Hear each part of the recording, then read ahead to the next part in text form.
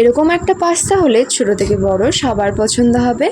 তো চলো আজ তোমাদের করে দেখাবো চাইনিজ পাস্তা। এই চাইনিজ পাস্তা ঘরে থাকা উপকরণেই আপনারা বানিয়ে নিতে পারবেন। তাহলে চলুন শুরু করা যাক। সবার প্রথমে আমি গ্যাসটাকে অন করে নেব, আর গ্যাসটাকে অন করে নিয়ে আমি এটাকে হাই ফ্লেমেই রেখে দেবো। আর দিয়ে দেবো একটা কড়াই।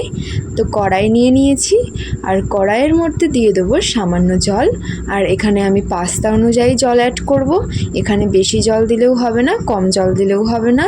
তো দিয়ে দেবো এখানে পাস্তা। আর এখানে আমি পাস্তাটা ইউজ করেছি স্প্রিং টাইপের। আর এখানে আমি 250 গ্রাম পাস্তা নিয়েছি। আর পাস্তাটা দেওয়া হয়ে গেলে এখানে অ্যাড করব আমি রিফাইন্ড অয়েল। আর এই তেলটা দেওয়ার কারণ হচ্ছে যাতে পাস্তাগুলো গায়ে গায়ে না জড়িয়ে যায়। আর দিয়ে দেবো এখানে সামান্য নুন। আর এই নুন দেওয়ার কারণ হচ্ছে যাতে তাড়াতাড়ি এটা বয়েল হতে পারে। আর নুনটা দিয়ে ভালো করে মিশিয়ে নেব। আর এটা ফুটতে দেব। আর ফুটে গেলে এটাকে এরকম ফুটতে দেবো। ফুটে গেলে আর চলুন দেখে নিই এখানে আমার ভেজিটেবিলগুলো কী কী লাগছে। তো এখানে আমি নিয়ে নিয়েছি আদা কুচি, রসুন কুচি, কাঁচা লঙ্কা কুচি, গাজর কুচি, এইগুলো সব নিয়ে নিয়েছি। তো তারপরে এখানে ফুটে গেছে। আর এটা বয়েল হয়েছে কি না একটা খুন্তির সাহায্যে এটাকে একবার কেটে নেবেন। তো কেটে নেওয়া যদি কেটে যায় তাহলে ভাববেন বয়েল হয়ে গেছে। তো এখানে আমার পাস্তাটা বয়েল কমপ্লিট। আর এটা লেগেছে আমার 10 মিনিট। আর এটা পাস্তা অনুযায়ী টাইম লাগতে পারে, তো এই স্প্রিং পাস্তাটা একটু সময় নেয়, তাই এখানে আমার বয়েল হয়েছে 10 মিনিট। তারপরে একটা ছাঁকনির মাধ্যমে এটাকে ছেঁকে নিয়ে একটা থালায় নিয়ে নেবো পাস্তাটাকে। তো এভাবে ছাঁকনির মাধ্যমে এটাকে ছেঁকে নেব, নিয়ে থালার মধ্যে দিয়ে দেবো। পুরো পাস্তাটাকে এভাবে ছেঁকে নিতে হবে। তো চলো ছেঁকে নিই।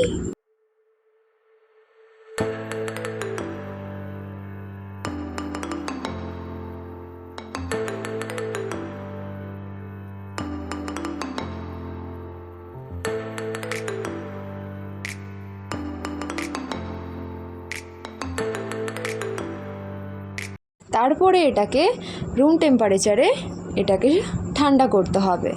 তো তারপরে আবার কড়াইটাকে বসিয়ে নিয়েছি। তারপরে এতে দিয়ে দেবো সর্ষের তেল। আর এখানে আপনারা রিফাইন্ড অয়েলও ব্যবহার করতে পারেন। আমার সর্ষের তেলেই ভালো লাগে, তাই আমি সর্ষের তেলটাই ইউজ করেছি। তারপরে দিয়ে দেবো একে একে 1 চামচ রসুন কুচি। আর এই রসুন কুচিটাকে দেওয়ার পরে দেবো 1 চামচ আদা কুচি। আর এই দুটোকে মিশিয়ে ভালো করে নাড়িয়ে চাড়িয়ে নেব। যতক্ষণ না এটা কুক হচ্ছে, মানে এটার কাঁচা গন্ধটা চলে যাচ্ছে, ততক্ষণ এটাকে কুক করে নিতে হবে। আর এটা কাঁচা গন্ধ চলে গেলেই তাহলে এখানে আবার অ্যাড করব পেঁয়াজ আর কাঁচা লঙ্কা। এখানে পেঁয়াজটাকে বেশি ভাজা যাবে না, 2 থেকে 3 মিনিটের মধ্যে ভেজে নিতে হবে। আর 2 থেকে 3 মিনিট কাঁচা লঙ্কাটাও ভেজে নিতে হবে। আর এখানে কাঁচা লঙ্কাটা ভেজে নেব। তো চলো ভেজে নিই।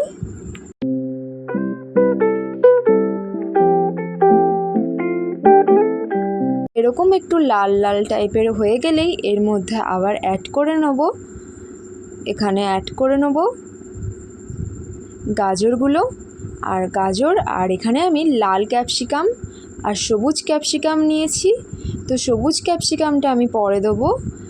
এই যে দেওয়া হয়ে গেলে ভালোভাবে একটু 3 মিনিট বয়েল করে নেবো। এটাকেও নাড়াচাড়া করে এটাকে একটু ভেজে নেওয়ার পরে সো গাইস এখানে আমি অফ ক্যামেরাই দিয়ে দিয়েছিলাম এই যে ক্যাপসিকামটা, সবুজ ক্যাপসিকাম দেখাতে পারিনি, তো তোমরাও দিয়ে নেবে। আর এটাকে ভালো করে নাড়িয়ে চাড়িয়ে একটু বয়েল করে নেবে। তো তারপরে আমার এখানে একটু সামান্য জল দিয়ে এটাকে একটু সিদ্ধ করে নিতে হবে। যেহেতু আমি এটা 2-3 মিনিট ভেজেছিলাম, তো এটা আমার জল দিয়ে একটু সেদ্ধ করে নিতে হবে। তো এটা আমার একটু সেদ্ধ করা হয়ে গেলে এর মধ্যে দিয়ে দেবো কটা সস দরকার। তো আমার এখানে নিয়েছি ব্ল্যাক সয়া সস, আর নিয়েছি রেড চিলি। আর এখানে আমি ডার্ক সয়া সস ইউজ করেছি, তোমাদের কাছে লাইট থাকলে লাইট দিয়ে দেবে। তো এখানে আমি রেড চিলি নিয়েছি, আর নিয়েছি টমেটো কেচাপ। তো এই উপকরণগুলোকে ভালোভাবে খুন্তি দিয়ে মিশিয়ে নিতে হবে।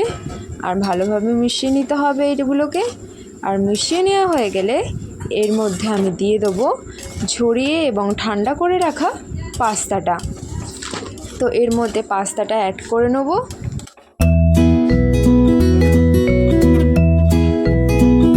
কিন্তু এখানে নুন দিতে ভুলবে না।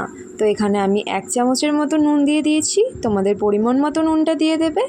আবার ভালোভাবে নাড়িয়ে চাড়িয়ে উপকরণটাকে মিশিয়ে নিচ্ছি। তো তারপরে এখানে আমি পাস্তাটাকে অ্যাড করে নেব। আর এখানে আমার কুক হয়ে গেছে, পাস্তাটাকে অ্যাড করে নিচ্ছি। সম্পূর্ণ পাস্তাটা দিয়ে দেবো। আর এই পাস্তাটা দেওয়ার সময় গ্যাসের ফ্লেমটা কিন্তু একদম লো করে নেবে আপনারা। তো তারপরে এখানে ধনেপাতা দিয়ে দিতে পারো, তো আমার হাতের সামনে ছিল না তাই আমি দিতে পারিনি। আর এইভাবেই লো ফ্লেমে ভালোভাবে নাড়িয়ে চাড়িয়ে উপকরণগুলো মিশিয়ে নিলে পাস্তার মধ্যে, তাহলে আমাদের রেডি হয়ে যাবে চাইনিজ পাস্তা। তো বন্ধুরা দেখলে কিভাবে কতটা সহজে ঘরে থাকা উপকরণেই এই পাস্তা রেসিপিটা তৈরি হয়ে যায়। তো আপনারাও একটু ট্রাই করবেন, আর ট্রাই করে কেমন হয়েছে অবশ্যই কমেন্ট করে জানাতে ভুলবেন না। তো আজ এই পর্যন্ত, আবার দেখা হবে অন্য কোনো একটা ভিডিও নিয়ে। ততক্ষণ ভালো থেকো, সুস্থ থেকো।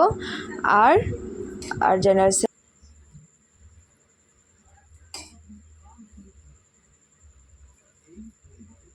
যারা চ্যানেলটাকে এখনও সাবস্ক্রাইব করনি, প্লিজ চ্যানেলটাকে সাবস্ক্রাইব করে আমার পাশে থেকো। তো চলো, টাটা।